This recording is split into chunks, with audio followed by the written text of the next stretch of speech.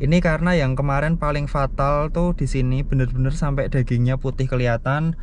Kalau aku bilang sih kayak keparut ya, bener-bener keparut aspal.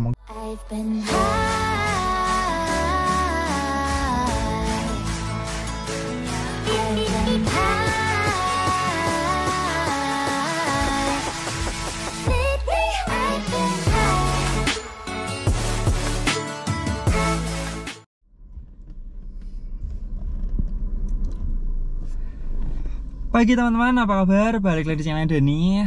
Mohon maaf, aku lama banget belum bisa goes, belum bisa bikin vlog-vlog goes. Karena kalian pasti tahu penyebabnya. Ya bener banget, karena kebegoanku, kekonyolanku, dan apesku mungkin. Ya aku habis jatuh.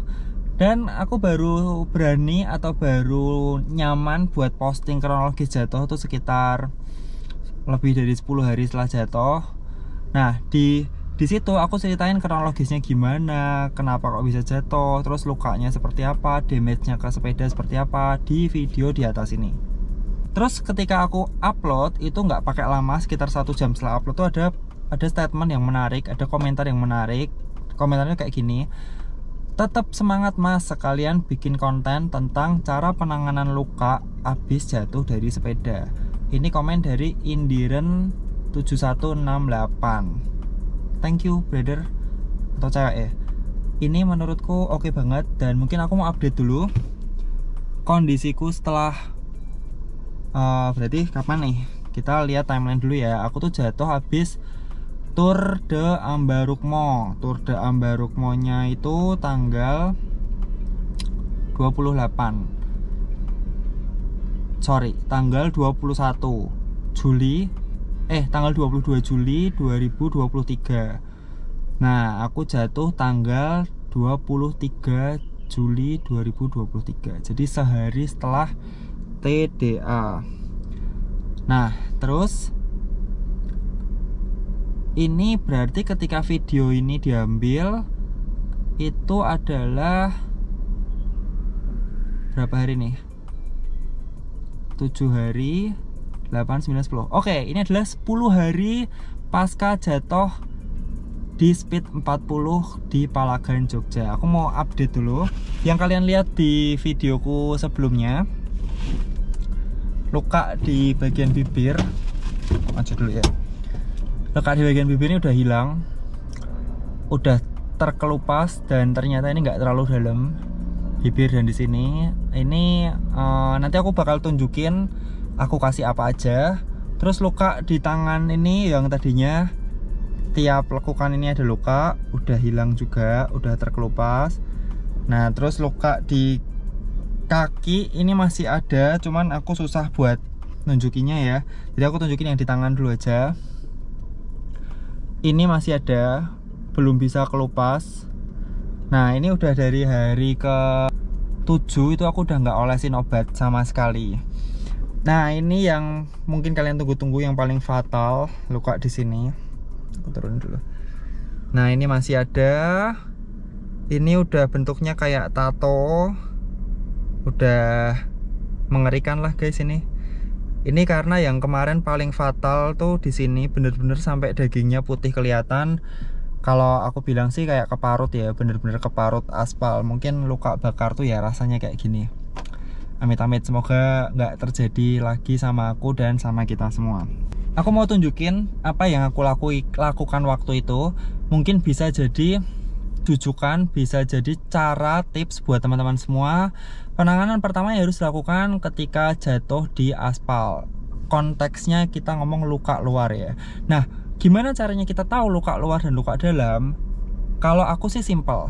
By the way, disclaimer dulu, aku bukan dokter, aku hanya penghobi, dan mungkin aku punya experience beberapa kali jatuh. Jadi aku share apa yang ada di pengalamanku, di otakku. Kita bedanya tahu luka luar dan luka dalam adalah apabila ketika habis jatuh, kita masih bisa berdiri, masih bisa stretching ke atas gitu, tangan ke atas, dikeatasin gini, masih bisa ngangkat kaki, tidak ada nyeri sama sekali di bagian dalam tubuh ya. Masih bisa jalan, masih bisa goes. Nah, kalau itu nggak ada berarti itu aman. Untuk bagian kepala sendiri, ketika kita nggak mengalami pusing yang sampai ngeblank, yang sampai ngilu, itu juga menurutku tidak masalah, tidak ada luka dalam kepala. Nah, itulah kenapa pentingnya pakai helm sepeda, terutama yang proper, yang bagus, biar kalau ada benturan tuh aman. Penanganannya adalah sebenarnya yang paling bener kalian harus langsung ke rumah sakit, ke puskesmas. Apalagi kalau sampai terlihat banyak lecet ya. Seperti aku ini. Nah, ini kalau pengen paling bener adalah ke rumah sakit atau ke puskesmas. Mereka bakal ngerti penanganan apa yang bakal dilakuin, seperti apa. Nah, kalau ke puskesmas itu adalah enaknya kita tahu apa yang salah. Kalau ternyata ada luka dalam atau apa, kita bakal ketahuan gitu loh. Nggak istilahnya nggak ngumpet tuh penyakitnya, teman-teman.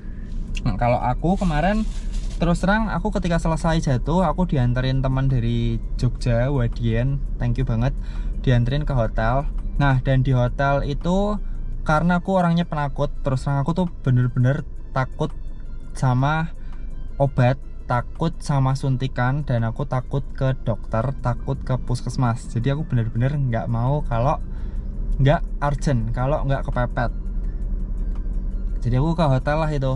Nah, tapi kebalikannya, istriku itu orangnya raja tega, tapi dia konsekuen. Dia itu nggak takut sama sekali sama suntikan, sama jarum, sama ya pokoknya dia kalau sakit langsung ke dokter. Dia juga apa namanya, dulu juga udah pernah proses lahiran kayak gitu kan. Jadi dia tahu persis rasanya sakit dan dia nggak ada ketakutan sama sekali. Ketika sampai hotel, aku langsung mandi nih, Nah, ini rasanya tuh mengerikan, perihnya, padahal cuma pakai air ya. Jadi intinya air tuh diguyur di luka kita ya, di semua luka, mandi semua badan. Kalau bisa sendirilah, kalau nggak bisa, nggak tega, bisa minta tolong istri ya, atau pasangan atau orang tua. Nah, lalu setelah itu yang bener adalah dikasih alkohol, teman-teman.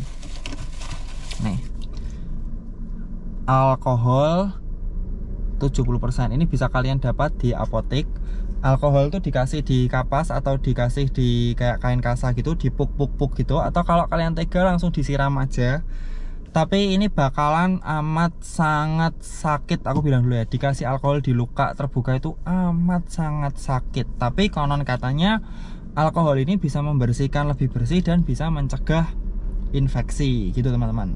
Tapi aku sendiri karena waktu itu di hotel darurat dan aku mau check out, mau pulang ke Semarang, jadi aku cuman pakai mandi air doang, gebyurin air dingin, terus nggak pakai alkohol. Nah, alkoholnya ini aku pakai di Semarang H+1 setelah jatuh, dan rasanya masih ngeri banget. Masih, kita tuh bener-bener kulitnya kayak dibakar 30 detik sampai 1 menit. Tapi itu bener-bener bisa bikin pingsan kalau menurutku ya. Itu rasa sakit luka luar terparah yang pernah aku alamin, teman-teman. Oke, langsung aja. Ketika di hotel, karena darurat, aku kasih, abis mandi tuh aku kasih betadin semuanya, dibantu sama istri. Yang susah itu adalah ketika buka dan pakai baju ya, pakai kaos, pakai celana tuh. Pokoknya mandi sama pakai baju, pakai celana, pakai obat itu aku bisa 1,5 jam sendiri. Ini bener-bener menyiksa sih, teman-teman.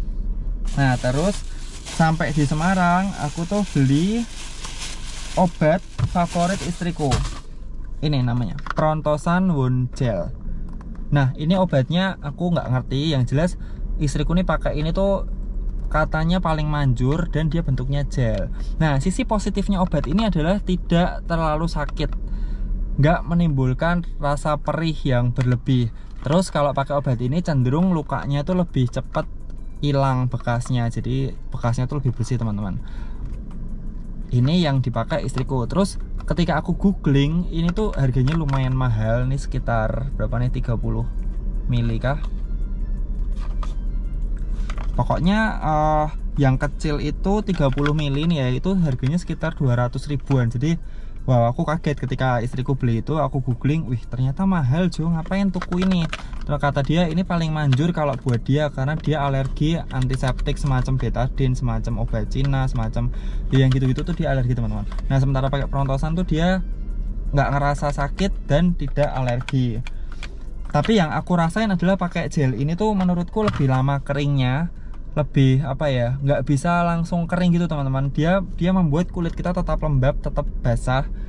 Jadi menurutku lebih lama keringnya. Nah terus kalian tahu rahasia atau obat apa yang bikin aku cepat pulih? Ini adalah obat ini teman-teman. Buat teman-teman yang mungkin di Semarang, tinggal di Pecinan, atau teman-teman dimanapun yang keturunan Tionghoa, pasti tahu obat ini. Inilah Titayocin, Dieda Taiping Yaoqing. Kalau di bahasa Mandarin tuh D dibaca T, jadi Titayocin. Nih, obat luar. Kalian tahu harganya ini berapa? Ini cuman Rp30.000. Bisa beli kalau di Semarang, ada di apotek yang khusus jual kayak obat-obat semacam ini.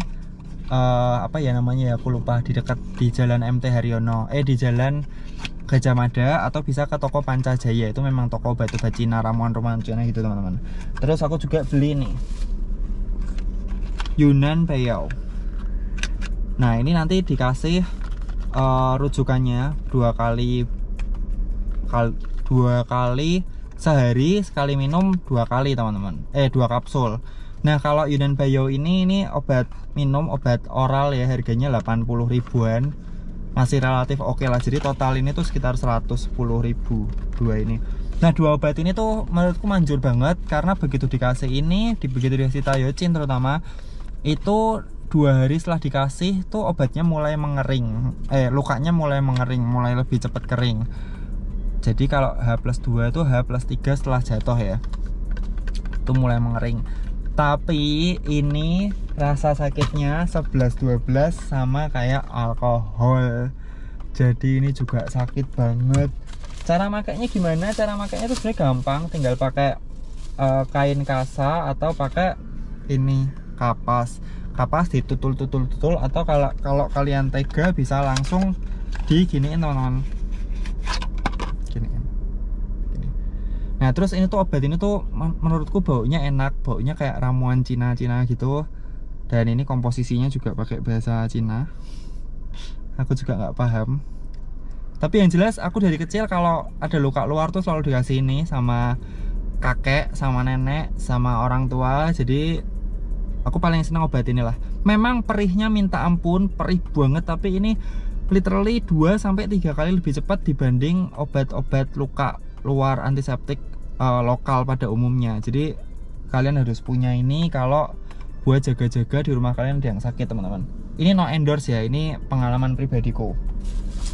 Nah terus pertanyaannya nih, Kak, itu harus ditutupkah atau enggak lukanya? Nah ini aku nggak ngerti, karena memang kalau kita ke puskesmas mungkin ditutup. Ada juga teman yang nyaranin buat ditutup kasa supaya nggak kena debu segala macam.